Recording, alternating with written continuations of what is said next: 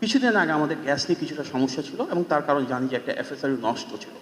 অবশ্যই বাংলাদেশে একটা বড় সমস্যা বর্তমানে জ্বালানির ক্ষেত্রে। কিন্তু ১৬ বছরের যে সমস্যা বাস্তবিকভাবে ৫ বা ৬ মাসে সেই সমস্যা শতভাগ সমাধান করা সম্ভব হয় না। বর্তমানে জনগণের ভোটে নির্বাচিত মাননীয় প্রধানমন্ত্রী জনাব তারেক রহমান দেশটাকে নতুনভাবে গড়ে তুলতে চাইছেন। আমরা ১৬ বছরের যে ফ্যাসিবাদ ছিল অনেকটা ধ্বংসস্তূপ, যেখানে ভেঙে পড়া রাষ্ট্র কাঠামোটাকে নতুনভাবে মেরামত করতে চাইছি। আমাদের যে নির্বাচনী ইশতেহার ছিল, নির্বাচনী পথযাত্রায় সেখানে যে প্রতিশ্রুতি, তা প্রত্যেকটাই কিন্তু অন্তর্ভুক্তি। বর্তমানে রাষ্ট্র পরিচালনায় দীর্ঘদিন পর একটা গণতান্ত্রিক সরকার রয়েছে, যেটা সত্যি জনগণের ভোটে নির্বাচিত।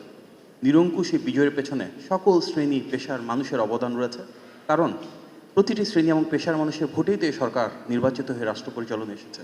সুতরাং দায়বদ্ধতার দিক থেকে, দায়িত্বশীলতার দিক থেকে আমরা অবশ্যই নিশ্চিত করব অন্তর্ভুক্তিমূলক সে উন্নয়ন, যেখানে সমাজের প্রতিটি শ্রেণীর এবং পেশার মানুষের ভাগ্যের পরিবর্তন হয়, সমস্যার সমাধান হয় এবং ওনারা যেন সামাজিকভাবে, রাজনৈতিকভাবে, অর্থনৈতিকভাবে, পারিবারিকভাবে আরও বেশি ক্ষমতায়িত হন।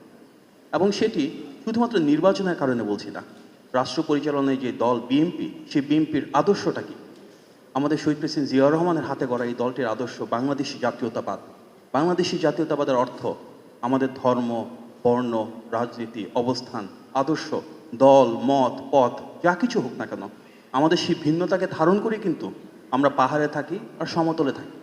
আমরা শতভাগ সক্ষম হই কিংবা অক্ষম হই, আমরা সবাই মিলিত বাংলাদেশ।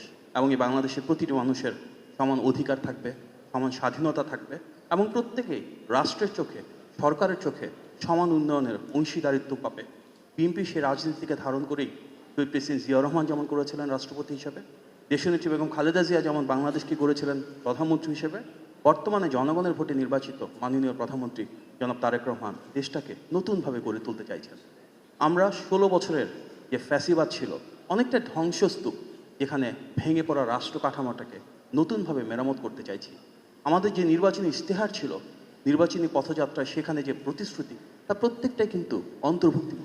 সরকারের প্রথম যে বাজেট রয়েছে সেখানে কিন্তু আমাদের তৃণমূলের মানুষের ক্ষমতাকে প্রাধান্য দেওয়া হয়েছে।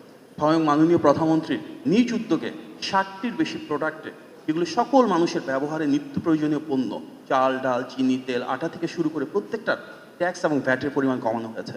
যার কারণে দীর্ঘদিন পর বাজেট দেওয়া হয়েছে, কিন্তু কোনো সিন্ডিকেটের মাধ্যমে কৃত্রিমভাবে দ্রব্যমূল্য বাড়ানো হয় নাই। আমরা সরকার দায়িত্ব নেওয়ার পর বিশ্বজুড়ে দেখেছি মধ্যপ্রাচ্যের যুদ্ধের কারণে তেলের একটা সংকট তৈরি হয়েছিল।